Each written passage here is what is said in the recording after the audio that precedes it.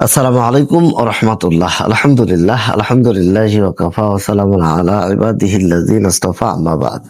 প্রিয় বন্ধুরা, 17তম পর্বের 11তম ভিডিও নিয়ে 11 নম্বর ভিডিও নিয়ে আপনাদের সামনে উপস্থিত হয়েছি। ভিডিওর যে বিশেষ বার্তা তা হচ্ছে পূর্ণ দিনে ব্যক্তিগত প্রত্যাবর্তন। 17তম হুকুম আমাদের ইতিহাস শোনায় না, শুধু এটি আমাদের আয়নার সামনে দাঁড় করায় নিজেদেরকে।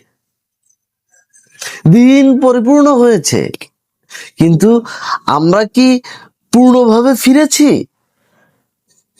আমরা সলাৎ কি পূর্ণ মনোযোগে পড়তে পারতেছি, আদায় করতেছি?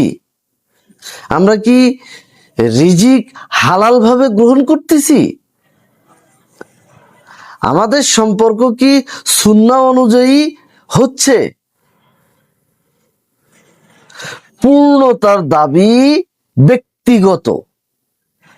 কেউ আমাদের হয়ে উত্তর দিবে না, নিজেদের হয়ে উত্তর দেবে না, নিজেদের একা একাই উত্তর দিতে হবে। আর যদি আমরা ফিরে না আসি, তাহলে পূর্ণ দিন থেকেও আমরা বঞ্চিত, এই পরিপূর্ণ দিন থেকেও আমরা ছিটকে পড়ে যাব। তাই ফিরে আসতে হবে আমাদেরকে এখনই, কারণ সময় কারো জন্যই থেমে থাকে না।